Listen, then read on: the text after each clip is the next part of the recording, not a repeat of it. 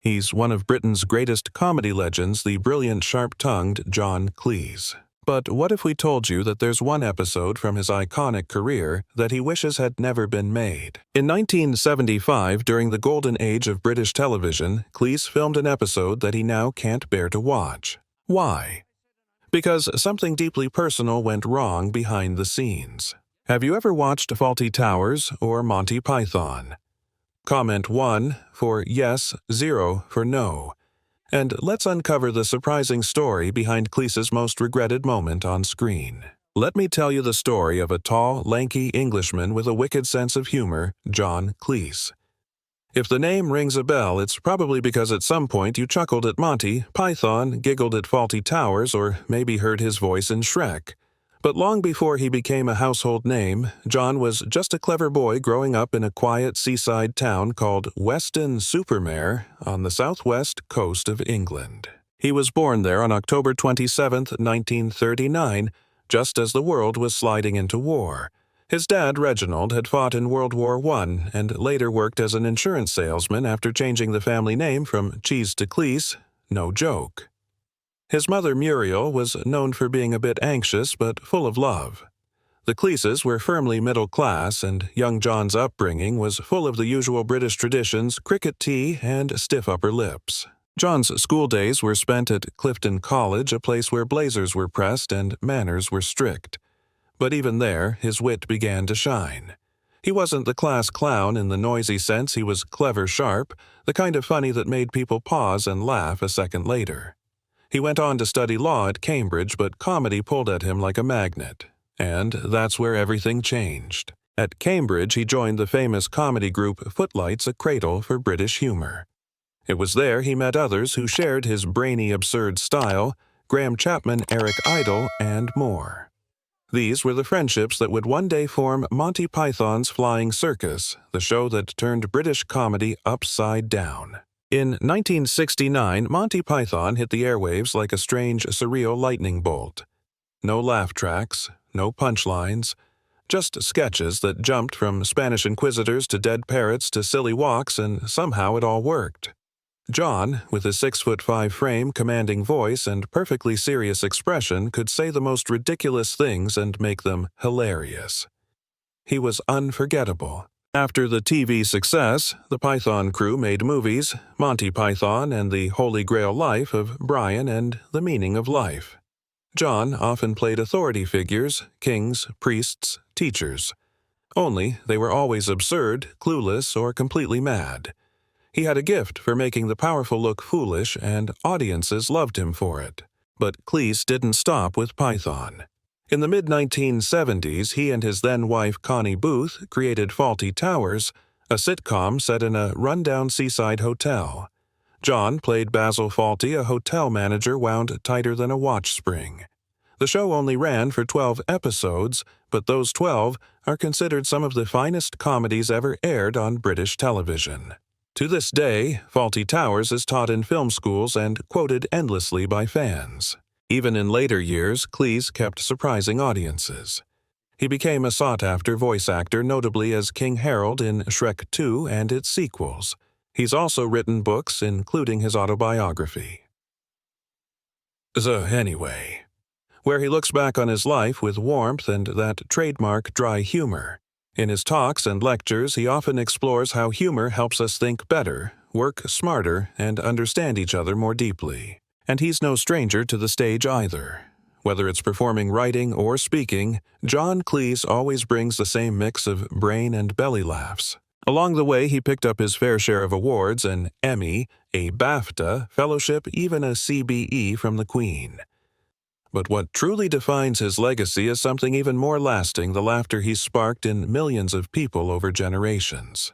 For those of us who watched Monty Python on late-night PBS or tuned into Fawlty Towers reruns with a cup of tea in hand, John Cleese isn't just a comedian, he's a part of our story. A reminder that even the silliest things can be smart, and the smartest jokes can come wrapped in complete nonsense. And isn't that something to smile about? BBC removes the Germans episode amid backlash. In June 2020, UKTV, The streaming arm of BBC Studios temporarily removed a well-known episode of Fawlty Towers from its platform. The company said it needed to reassess The Germans, a 1975 episode that had long sparked debate. UKTV clarified that the reason for the removal was due to concerns over outdated and inappropriate language rather than the episode's general content. A spokesperson explained, "The episode includes language that is now considered offensive, so we're taking it down while we review it."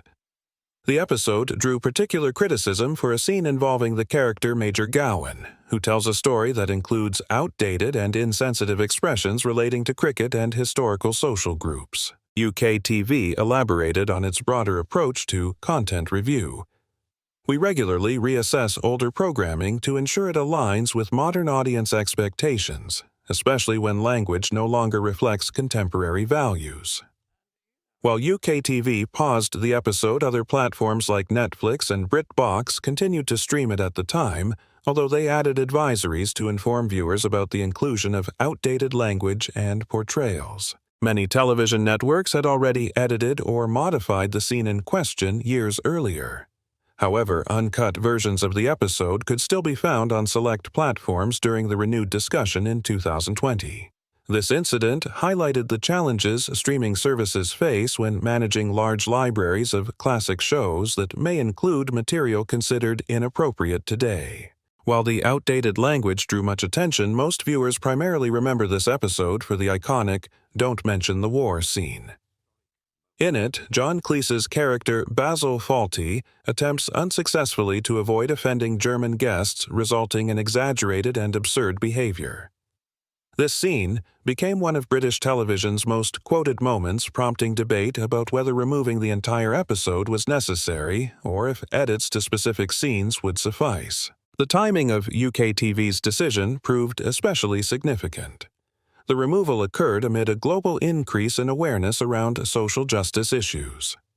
The events following George Floyd's death on May 25, 2020, ignited widespread demonstrations and led media organizations worldwide to reevaluate the material in their archives. The conversation extended well beyond Fawlty Towers. HBO Max temporarily pulled Gone with the Wind due to concerns about its portrayals of historical issues. The BBC also removed Little Britain from its iPlayer platform, stating that social norms had changed since the show first aired in the early 2000s. Netflix followed suit by withdrawing several titles, including Little Britain Come Fly With Me, The League of Gentlemen, and The Mighty Boosh. The decision to review The Germans became part of a much broader conversation about how streaming platforms and broadcasters should handle legacy content that includes outdated or problematic elements. A source close to the BBC summarized the situation. In the past, traditional channels could quietly stop re-airing programs that no longer reflected current values. But with streaming, entire catalogs remain accessible, so regular reassessment has become necessary, often bringing public attention. The renewed focus on equality and representation after May 2020 extended to monuments and figures associated with historical injustices. Content from the entertainment world also became central to discussions about cultural sensitivity, accountability, and systemic issues. The BBC described its response as part of an ongoing process to ensure that programs meet current editorial standards and public expectations. Broadcasters, faced with increasing calls to demonstrate inclusion and social awareness, were prompted to take a closer look at both their internal practices and the content they provide to audiences. John Cleese condemns the removal. Decision. John Cleese, co-creator and star of Fawlty Towers, responded with strong criticism after UKTV removed the episode The Germans from its streaming catalog. Cleese was vocal about his disapproval of the decision and the reasoning behind it. Speaking candidly about the leadership at the BBC, Cleese commented, "The BBC now seems to be managed by people focused on marketing and administrative concerns." He contrasted this with his earlier experiences, adding, "There used to be a significant number of individuals who had actually produced content. That doesn't appear to be the case anymore."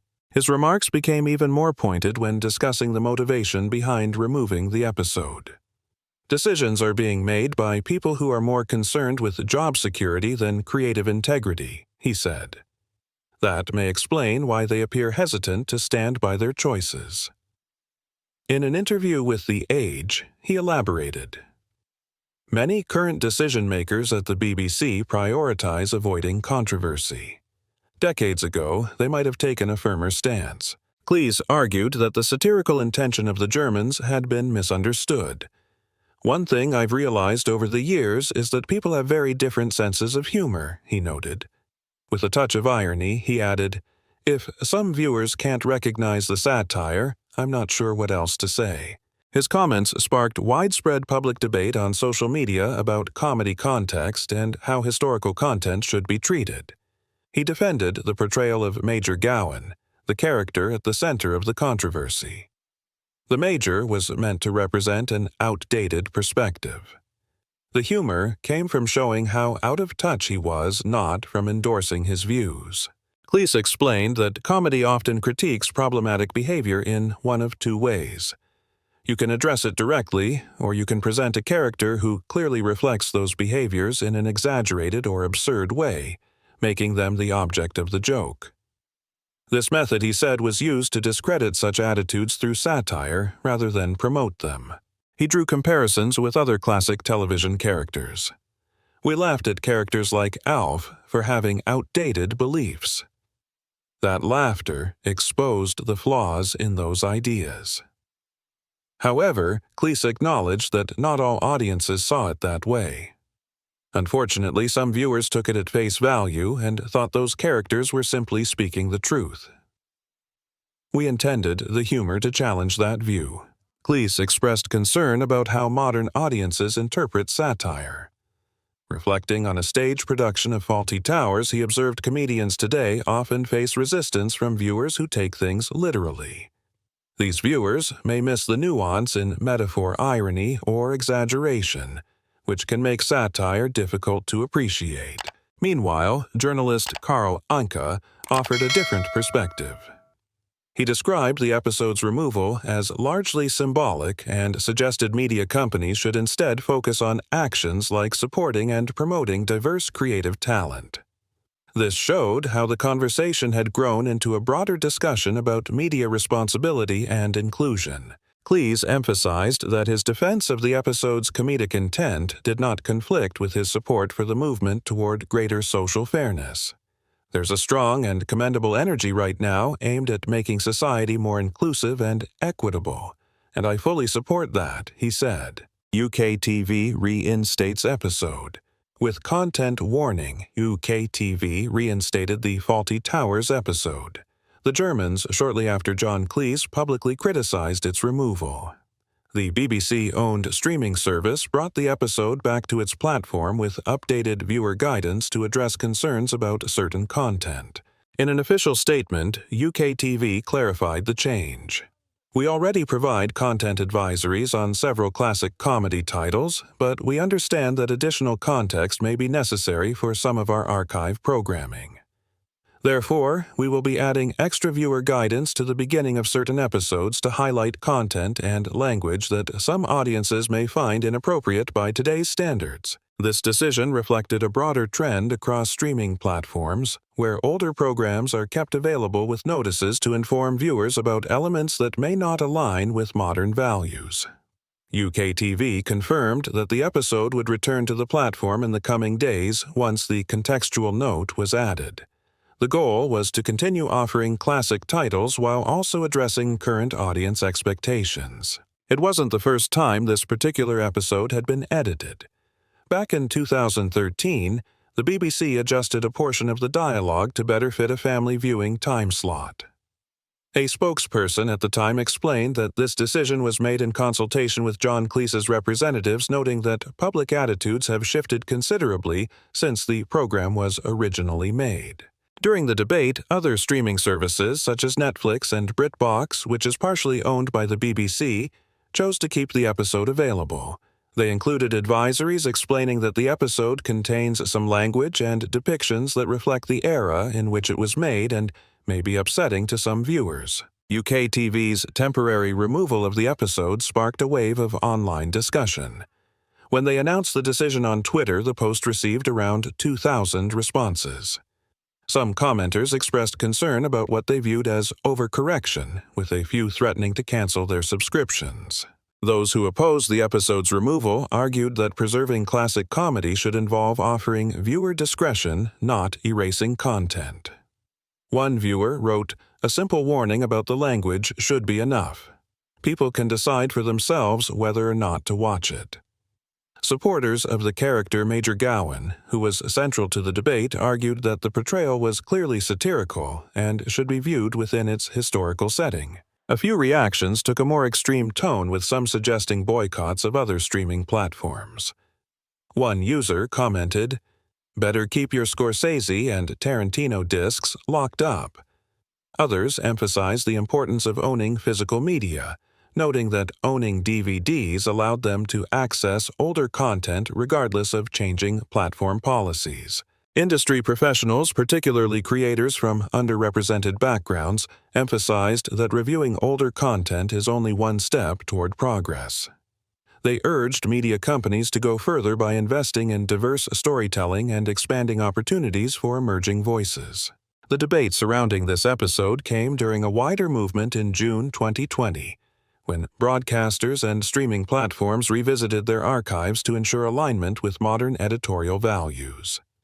The entertainment industry faced increasing calls to review long-standing content while also addressing representation and equity in new programming. UKTV's decision to reintroduce the episode with a clear content advisory offered a middle ground.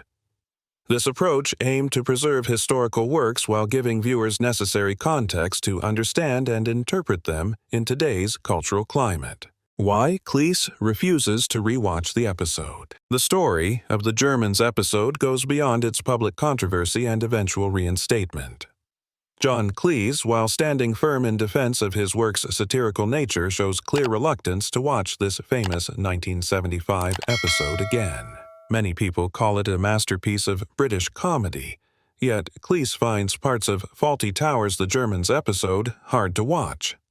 His unease comes from audiences who missed the satirical elements that shaped the show's basic contours. Cleese voiced his frustration about viewers who misunderstood why the show depicted racist characters. "They completely missed the point," he said about the temporary removal. "It was a stupid decision in the first place. It was as though they thought that if you put certain words in people's mouths, that meant it had to be true." The emotional weight of seeing his work misunderstood shows through his fierce defense of the episode's artistic merit.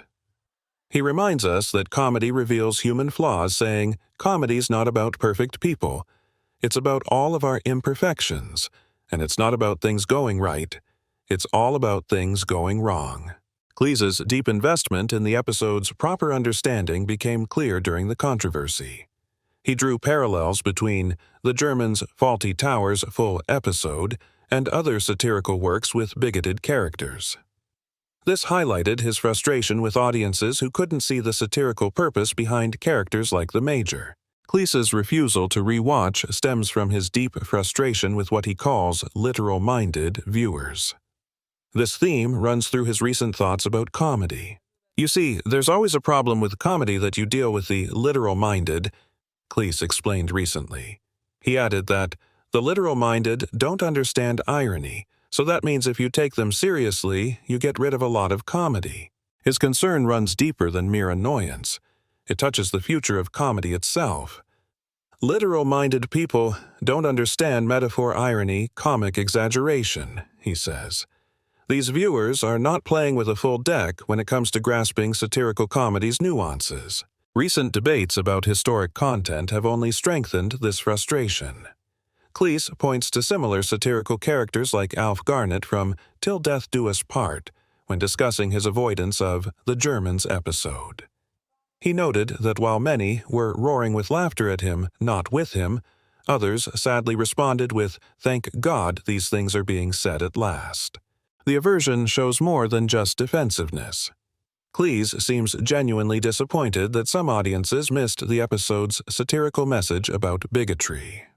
The idea that you have to be protected from any kind of uncomfortable emotion is what I absolutely do not subscribe to," he stated plainly. The stage adaptation of Fawlty Towers reveals Cleese's ongoing caution with the series' legacy. He suggested some of the Major's dialogue for today's theater audiences, removing certain racial slurs while keeping the character's satirical essence intact. How satire was misunderstood in The Germans. The controversy around The Germans episode raises basic questions about how creators intend satire versus how audiences perceive it. This cultural debate centers on the gap between creators' intentions and viewers' interpretations.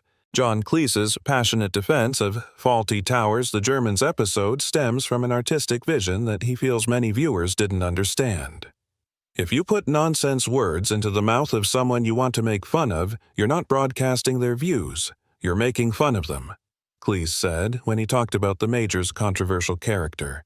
Cleese managed to keep his position that they wrote the Major's character as an old fossil left over from decades before to mock outdated bigotry instead of celebrating it. The character served as a satirical tool, a remnant of Britain's colonial past whose ridiculous prejudices became the target of laughter. This comedy style lines up with what Cleese describes as two main ways to satirize human behavior. One is to attack it directly. The other is to have someone who is patently a figure of fun speak up on behalf of that behavior. 4. The Germans. Fawlty Towers. Full episode, Cleese and co-writer Connie Booth chose the second approach. They created characters whose prejudices were so over the top that they became laughable. The satirical structure works because the jokes rely on viewers knowing the Major's views are wrong.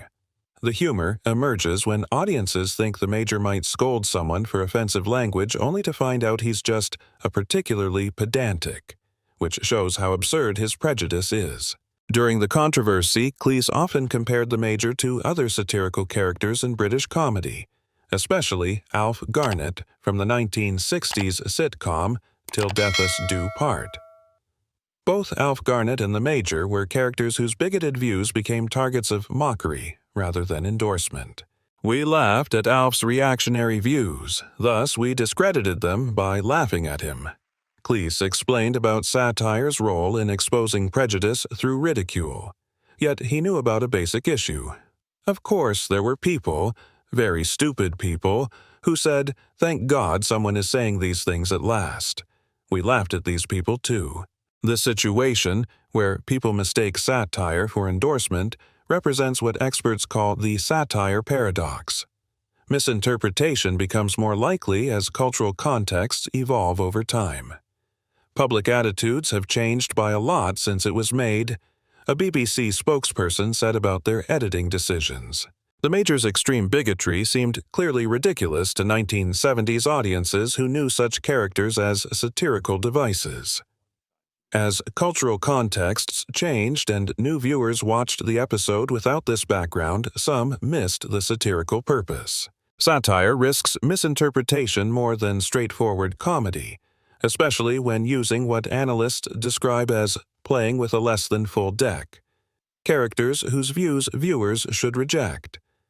This type of comedy needs audiences to understand the difference between showing prejudice and supporting it.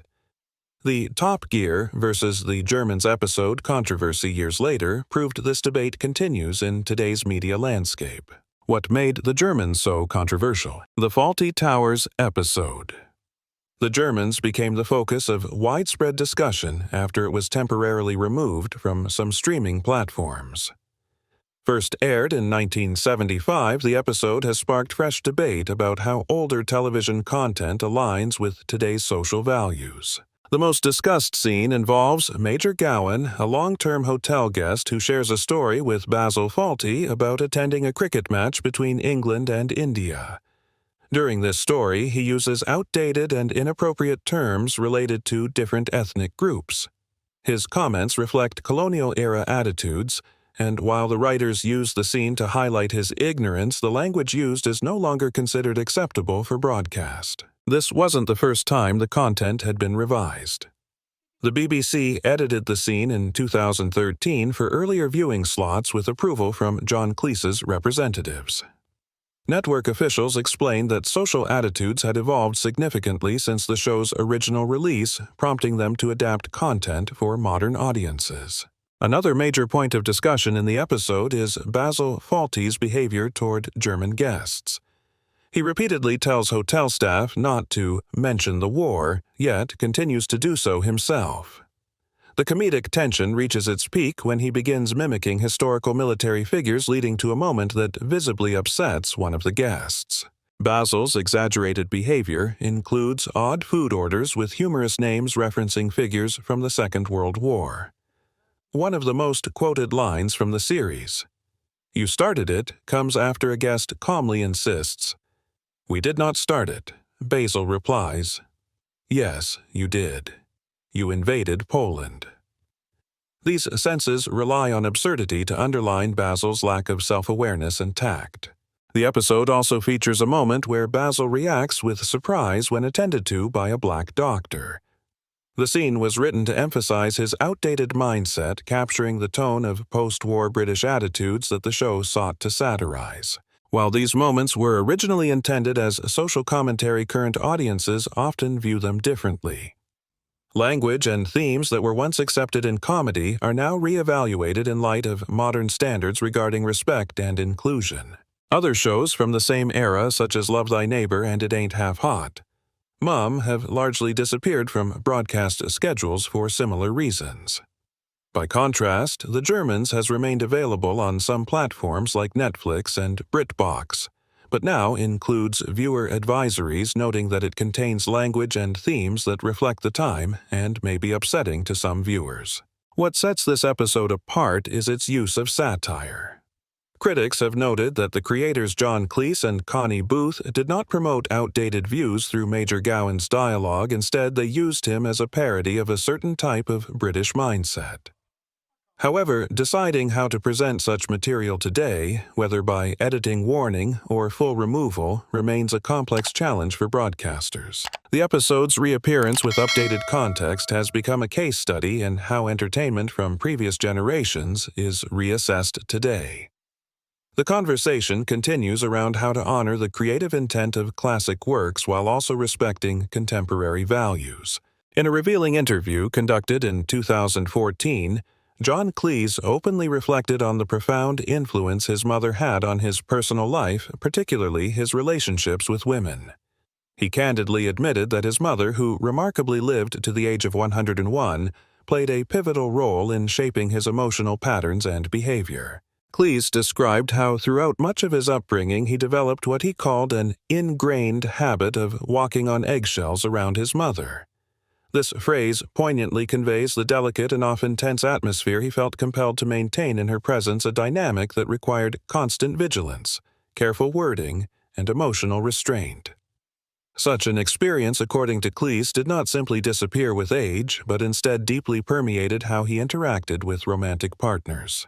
He explained that this habitual caution and fear of causing upset carried over unconsciously into his adult relationships, often complicating his ability to connect openly and honestly with women. So let's see how it affected his romantic life. Personal life. Now, if you've laughed at Monty Python or chuckled through Fawlty Towers, then you already know a bit about John Cleese. The tall, brainy Brit with a talent for making the absurd seem perfectly logical. But behind all the laughter, Cleese has lived a personal life that's seen its fair share of drama, love, and change. In fact, you might say he's had as many plot twists at home as he has on screen. John has been married 4 times. Yes, 4. And each marriage tells a different story of creativity, ambition, distance, and hope. His first wife was Connie Booth. If that name sounds familiar, it's because she co-wrote Fawlty Towers with John and played the ever-patient Polly on the show. They met in the late 1960s, and theirs was a classic tale of 2 minds meeting equal parts romance and writing partnership. Together, they created one of the most beloved sitcoms in British television. But while their work sparkled, their marriage eventually fizzled out. Even so, they remained close enough to raise their daughter Cynthia, often called Camilla, and to finish Fawlty Towers as true collaborators. After Connie, John found love again, this time across the Atlantic. He married Barbara Trentham, an American model and actress. Their union brought John deeper into American life, and they had a daughter, Camilla. For a while, they lived what looked like a picture-perfect life, balancing careers, parenting, and travel. But again, the pressures of fame and differing paths led to divorce. Still, their shared role as parents kept them connected, and Barbara always remained an important chapter in John's life. Next came Alice Faye Eichelberger, a warm and accomplished American psychotherapist. Unlike his earlier relationships, Alice wasn't part of show business, and perhaps that offered John a new kind of support. Quiet, thoughtful, grounded. They married in 1992, and for a while it seemed like he'd found steady ground. But even that marriage came to an end. The details stayed mostly private, but the split was reportedly expensive and emotionally exhausting. And then came Jennifer Wade. In 2012, John took another leap of faith and married this vibrant, much younger entrepreneur. She brought with her a fresh energy, a sharp wit, and by all accounts a calming presence. Jennifer has been more than just a spouse. She's been a steady partner through John's later years through his tours, writing projects, and public speaking engagements. Their marriage seems to have brought him something he'd long been chasing: peace. John has 2 children from his earlier marriages, a daughter from his time with Barbara and a daughter from his first marriage with Connie. He's always said that fatherhood has been one of the most meaningful parts of his life, and even through the ups and downs, he's made it a point to be present. So yes, the man who made millions laugh with dead parrots and silly walks has weathered his share of heartbreak and hope. And at the end of this day, he's still out there laughing, writing, performing, proving that it's never too late for a new beginning or a new punchline. What's your favorite John Cleese moment from Fawlty Towers, Monty Python, or his later works? Let us know in the comments below. If this behind-the-scenes story surprised you, give it a like. And don't forget to subscribe to Maddie's channel for more eye-opening stories from the golden age of entertainment. Because sometimes the hardest laugh comes with the heaviest heart.